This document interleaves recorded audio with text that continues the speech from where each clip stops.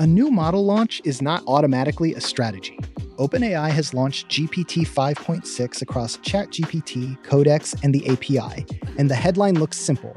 Sol, Terra, Luna, stronger benchmarks, better agents, more work done from one prompt. But the operator question is not, which model is smartest? It is, which work should each model be allowed to do, what does it cost, and who approves the action before it reaches the real world? That is the useful story here. GPT 5.6 is not arriving as one model with one job. OpenAI is launching a family. Sol is the flagship. Terra is the everyday balanced tier. Luna is the cost-efficient tier. The release also brings GPT 5.6 into ChatGPT, Codex, and the API with programmatic tool calling and beta multi-agent execution for developers. At the same time, OpenAI is rolling out ChatGPT Work, which moves the product beyond answering questions. It can work across apps, files, web tasks, desktop actions, connected tools, and scheduled tasks. That matters because the product direction is obvious. AI is moving from the chat window into the work layer. The model is not just responding anymore. It is being pointed at outcomes. Build the deck, review the code, analyze the accounts, prepare the campaign, update the workflow. That is more useful. It is also more exposed. The small version of this shift is convenience. The bigger version is operational responsibility. Once the AI is working inside files, tools, and recurring tasks, it becomes part of how the company moves. The tension is that teams often treat a model upgrade like a blanket permission slip. A stronger model lands, so it gets used everywhere.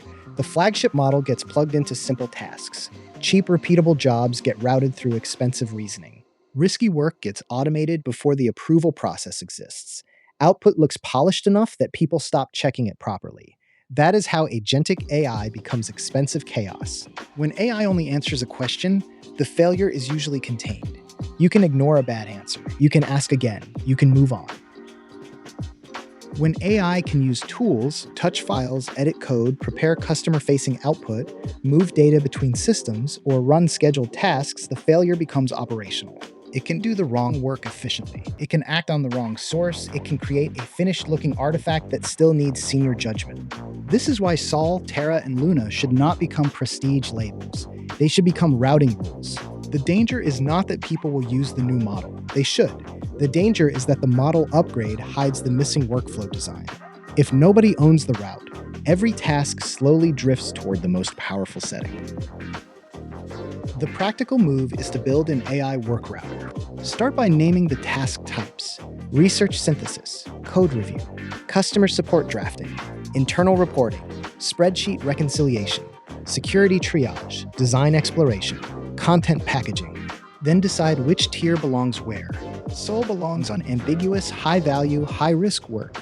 Complex coding, security review, strategic analysis, design judgment, and decisions where the cost of being wrong is high. Terra belongs on everyday work that still needs solid quality. Structured drafting, first-pass analysis, internal briefs, repeatable research, and routine workflow support. Luna belongs on cheap, fast, high-volume steps. Classification, formatting, simple extraction, first-pass routing, light summaries, and background checks where escalation is easy. Then add escalation. If Luna is uncertain, escalate to Terra. If Terra hits ambiguity or risk, escalate to Sol. If Sol is about to touch money, customers, production codes, sensitive data, or public output, escalate to a human. The router is the strategy. The model is only one part of it. This is also how teams control spend without becoming cheap in the wrong places. You do not save money by underpowering important work. You save money by refusing to use maximum capability on work that does not need it. The result is not slower AI. It is usable AI. The team stops arguing about which model is best in the abstract and starts measuring which setup completes the work reliably. For a coding task, the metric is not only whether the model produced the patch. It is review time, regression risk, test quality, and whether the engineer trusted the diff. For a finance task, the metric is not only whether the spreadsheet was created. It is whether the numbers reconcile, whether sources are traceable, and whether a human can explain the variance. For a marketing or operations task, the metric is not only whether the document looks finished, it is whether the work reflects the right source material, the right template, and the right business judgment. This is where ChatGPT Work's governance angle matters. OpenAI is talking about admin controls, connected tool limits, compliance visibility, spend controls, and auto review before important actions. That is the right framing. Autonomy without controls is not leverage. It is liability with a nice interface. The goal is not to slow every action down with committees. The goal is to make the default path obvious. Routine work flows, uncertain work escalates, risky work waits for approval, and every important step leaves evidence behind. The broader lesson is that frontier AI is becoming operating infrastructure.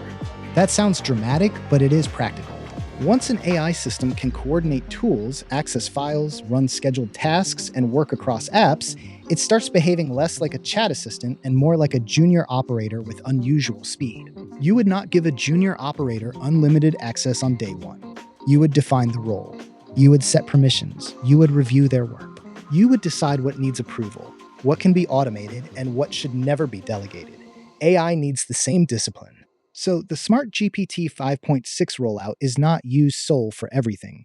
It is use Soul where judgment is expensive. Use Terra where work is repeatable but quality matters. Use Luna where cheap volume is the point. Escalate when uncertainty rises. Require approval when consequences rise. Log the decision path so the team can learn. That is how model capability becomes workflow leverage. It also makes adoption easier for the people who are skeptical. They do not have to trust a vague promise that AI is safe. They can see the boundaries, the owner, the approval gate, and the evidence trail. GPT 5.6 is a real model release, but the bigger shift is how it moves AI deeper into work. The winners will not be the teams shouting that they use the strongest model. The winners will be the teams that know exactly where the strongest model belongs, where a cheaper model is enough, where a human must approve, and what the workflow is actually trying to achieve. That is the operating layer. That is where the leverage is.